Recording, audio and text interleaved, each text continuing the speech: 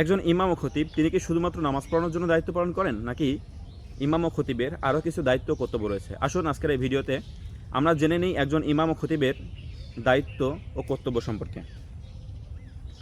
একজন ইমাম ও খতিবের মধ্যে এমন কিছু গুণ থাকা উচিত যা তাকে ইসলামের সঠিক প্রতিনিধি হিসেবে প্রতিষ্ঠিত করে। কুরআন ও সুন্নাহর আলোকে একজন ইমাম ও খতিবের কিছু গুরুত্বপূর্ণ গুণ তুলে ধরা হলো। ১. বিশুদ্ধ আকীদা, কুরআন ও সুন্নাহ ভিত্তিক সঠিক বিশ্বাসের অধিকারী হওয়া। ২. ধর্মীয় জ্ঞান, কুরআন, হাদিস, ফিকহ ও ইসলামের মৌলিক বিষয়সমূহের প্রতি যথেষ্ট জ্ঞান থাকা। ৩. তাকওয়া, আল্লাহ ভীতি, পাপ কাজ থেকে বিরত থাকা এবং ইখলাসের সাথে ইবাদত করা। ৪. উত্তম চরিত্র, সত্যবাদী, আমানতদার, বিনয়ী, ধৈর্যশীল ও ক্ষমাশীল হওয়া। ৫. কুরআন তেলাওয়াতের দক্ষতা, সহিহ তাসবিহ দিয়ে কুরআন তেলাওয়াত করতে পারা। ৬. সুন্নাহ অনুযায়ী আমল করা, অর্থাৎ নিজের জীবনকে রাসূল সাল্লাল্লাহু আলাইহি সাল্লামের সুন্নাহ অনুসরণ করা, অর্থাৎ সুন্নত মোতাবেক নিজের জীবনকে পরিচালনা করা। ৭. স্পষ্ট ও সুন্দর বক্তব্য দেওয়ার যোগ্যতা, এমনভাবে খুতবা ও নসিহত করা যাতে মানুষ সহজভাবে বুঝতে পারে। ৮. মানুষের জন্য কল্যাণকামী হওয়া, অহংকার না করে মানুষের সমস্যাগুলো শুনে ইসলামের আলোকে সমাধান দেওয়ার চেষ্টা করা। ৯. ন্যায়পরায়ণতা, ধনী গরিব, পরিচিত অপরিচিত সবার সাথে সমান আচরণ করা। ১০. সবর ও হিকমা, দাওয়াত ও সংশোধনের ক্ষেত্রে ধৈর্য ও প্রজ্ঞার পরিচয় দেওয়া। ১১. ফিতনা ও বিভেদ থেকে দূরে থাকা, মুসলিমদের ঐক্য রক্ষায় সচেষ্ট থাকা। ১২. সুন্দর ব্যক্তিত্ব ও পরিচ্ছন্নতা, পরিচ্ছন্ন পোশাক পরিচ্ছদ ও মার্জিত আচরণ বজায় রাখা। কুরআনের নির্দেশ, আল্লাহ তাআলা বলেন, তোমাদের মধ্যে এমন একটি দল থাকা উচিত যারা কল্যাণের দিকে আহ্বান করে, সৎ কাজের নির্দেশ দেবে এবং অসৎ কাজ থেকে বিরত থাকার অর্থাৎ নিষেধ করবে। রাসূল সাল্লাল্লাহু আলাইহি ওয়াসাল্লাম বলেছেন, তোমাদের মধ্যে যে ব্যক্তি আল্লাহর কিতাব সম্পর্কে অধিক জ্ঞান রাখে সেই মানুষের ইমামতি করবে। সুতরাং একজন ইমাম ও খতিবের জন্য শুধু সুন্দর কণ্ঠ বা বক্তৃতা যথেষ্ট নয়, বরং বিশুদ্ধ আকীদা, সহিহ ইলম, তাকওয়া, উত্তম চরিত্র এবং কুরআন ও সুন্নাহ অনুযায়ী নিজের জীবনকে পরিচালনা করা অত্যন্ত গুরুত্বপূর্ণ। একজন ইমাম কি শুধুমাত্র নামাজ পড়ানোর জন্যই, নাকি আরও কিছু কর্তব্য রয়েছে? একজন ইমাম সমাজের একজন ধর্মীয় নেতা, শিক্ষক ও আদর্শ। তার গুরুত্বপূর্ণ দায়িত্ব সম্পর্কে কিছু উল্লেখ করা হলো। ১. ৫ ওয়াক্ত নামাজ এবং জুম্মার খুতবা সঠিকভাবে পরিচালনা করা। ২.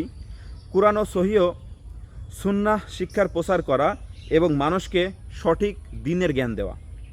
৩. মানুষকে সৎ কাজের আদেশ ও অসৎ কাজ থেকে নিষেধ করা। ৪. সমাজে নৈতিকতা ও তাকওয়া গড়ে তোলা, যেমন সত্যবাদিতা, আমানতদারিতা, পরস্পরের হক আদায়ের গুরুত্ব তুলে ধরা। ৫.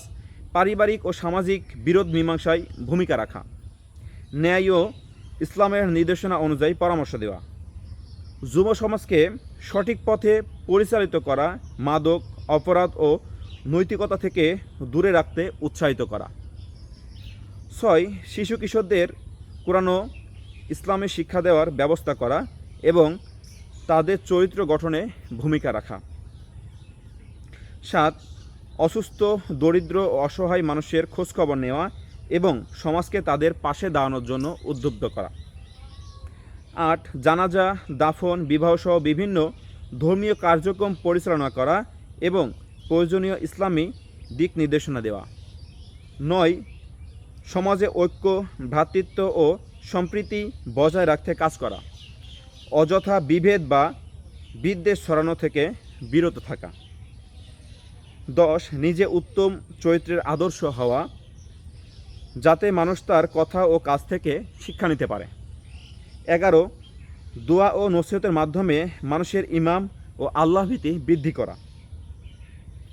রাসূল সাল্লাল্লাহু আলাইহি ওয়াসাল্লাম বলেছেন তোমাদের প্রত্যেককেই দায়িত্বশীল। রাসূল সাল্লাল্লাহু আলাইহি ওয়াসাল্লাম বলেছেন তোমাদের প্রত্যেককেই দায়িত্বশীল এবং প্রত্যেককে তার দায়িত্ব ও কর্তব্য সম্পর্কে জিজ্ঞাসিত করা হবে। সুতরাং একজন ইমামের ভূমিকা মসজিদের ভেতরে সীমাবদ্ধ নয়, তিনি সমাজের ঈমান, নৈতিকতা, শিক্ষা, ঐক্য ও কল্যাণ প্রতিষ্ঠায় একজন গুরুত্বপূর্ণ পথ প্রদর্শক। আজকে যে ভিডিওর মাধ্যমে একজন ইমাম ও খতিবের গুণ সম্পর্কে এবং দায়িত্ব কর্তব্য সম্পর্কে তুলে ধরা হলো, আমরা যেন এমন একজন ইমাম পাই যিনি এই সকল গুণের অধিকারী হয় এবং তার দায়িত্ব কর্তব্যগুলো যেন সঠিকভাবে পরিচালনা করতে পারে এবং পালন করতে পারে।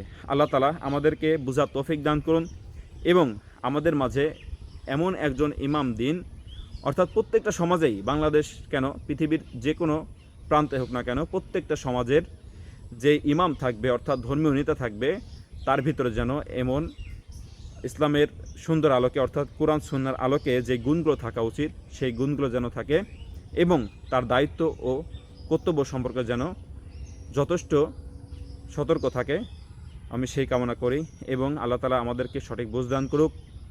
এই যেই পয়েন্টগুলো তুলে ধরা হলো, এমন ইমাম নির্বাচন করার তৌফিক দান করুন, আমিন। আল্লাহ তাআলা যেন ইমামের যে কর্তব্য একজন শুধুমাত্র নামাজ পড়ানোর জন্য নয়, সমাজের যেই ভুলভ্রান্তি আছে, মানুষকে দিনের পথে আহ্বান করা আছে, কেউ যদি অসৎ কাজে ব্যস্ত থাকে সেই অসৎ কাজটা কীভাবে ফেরাই আনতে হবে সেই উদ্যোগ নিতে হবে, যুব সমাজকে ইসলামের দিকে আহ্বান করতে হবে। আল্লাহ রাব্বুল আলামিন এমন ইমাম আমাদের নির্বাচন করতে তৌফিক দান করুন, এমন প্রত্যেকটা ইমামকে যেন এই গুণগুলোর অধিকারী হয় সেই তৌফিক দান করুন, আমিন। আসসালামু আলাইকুম ওয়া রাহমাতুল্লাহি ওয়া বারাকাতুহু।